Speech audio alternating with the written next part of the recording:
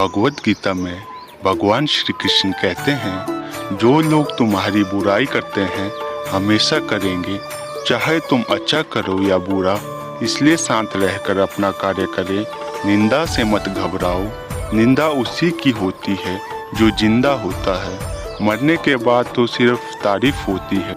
इतिहास कहता है कि कल सुख था, विज्ञान कहता है कल सुख होगा, लेकिन धर्म कहता है कि अगर मन सच्चा और दिल अच्छा है तो हर रोज सुख होगा।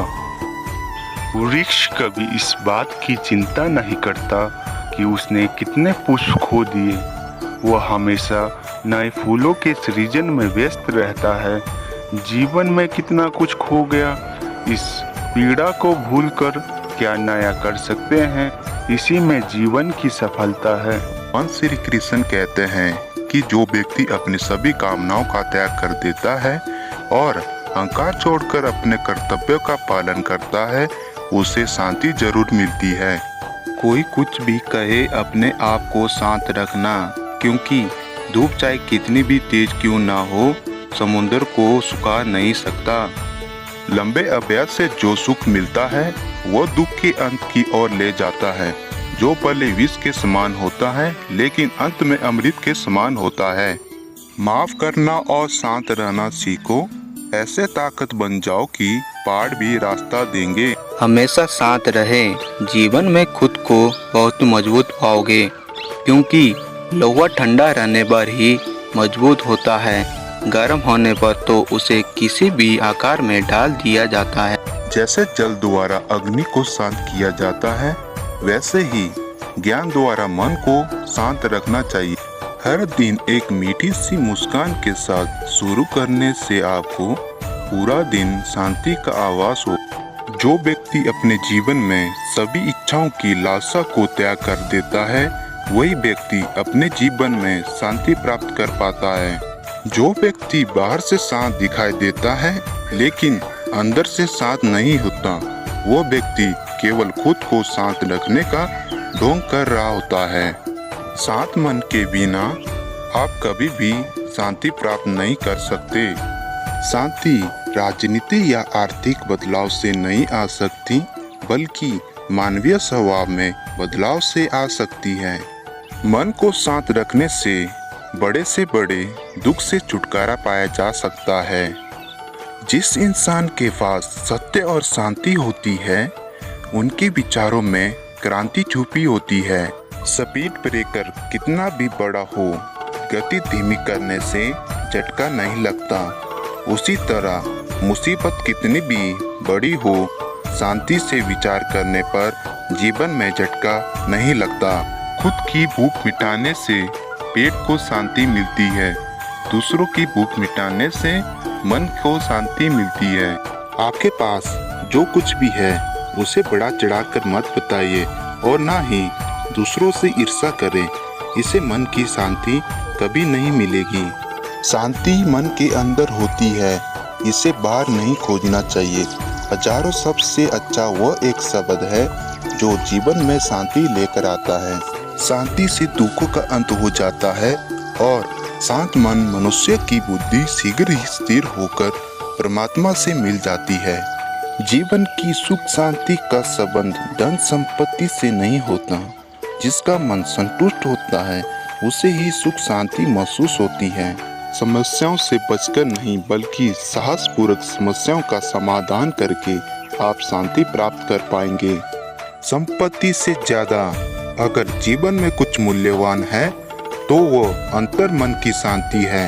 जो व्यक्ति जोर जोर से अपने क्रोध का व्याख्यान करता है, वास्तव में वो अज्ञानी है। जो शांत रहकर क्रोध को वश में करता है, वही बुद्धिमान कहलाता है। जिस व्यक्ति का मन शांत होता है, जो व्यक्ति बोलने और अपना काम करते समय शांत रहता है, वही व्यक्ति होता है जिसने सच को हासिल कर लिया। वही दुख तकलीफ से मुक्त होता है। वहाँ पर शांत रहना ही समझदारी है, जहाँ पर सब खुद को समझदार समझ रहे हो। दोस्तों, हम सभी एक छोटी सी कहानी के माध्यम से जानेंगे कि हमें हमेशा शांत रहना क्यों जरूरी है। एक समय की बात है, एक राज्य में एक राजा हुआ करता था जिसे चित्रकला से बहुत प्रेम था। एक बार राजा ने घोषणा की कि कोई भी चित्रकार उसे एक ऐसा चित्र बनाकर देगा जो शांति को दर्शाता हो तो वह उसे पुरस्कार देगा। निर्णय वाले दिन एक से बढ़कर एक चित्रकार पुरस्कार जीतने की उम्मीद से अपने अपने चित्र लेकर राजा के महल पहुँचे।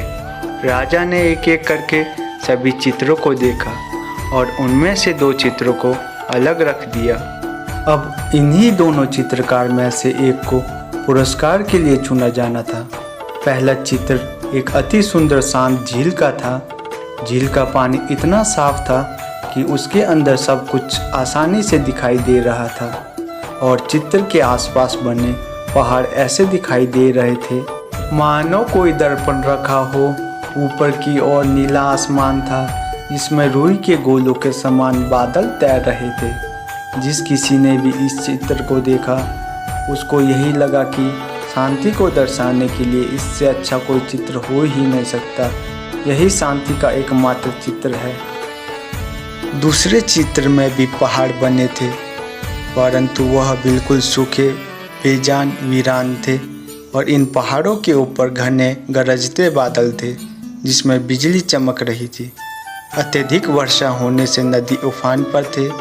तेज हवाओं से पेड़ हिल रहे थे और पहाड़ी के एक ओर स्थित झरने ने रुद्र रूप धारण कर रखा था।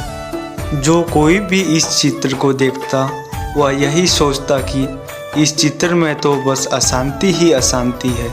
वहाँ पर आए हुए सभी लोगों को पूरा विश्वास था कि पहले चित्र बनाने वाले चित्रकार को ही पुरस्कार मिलेगा।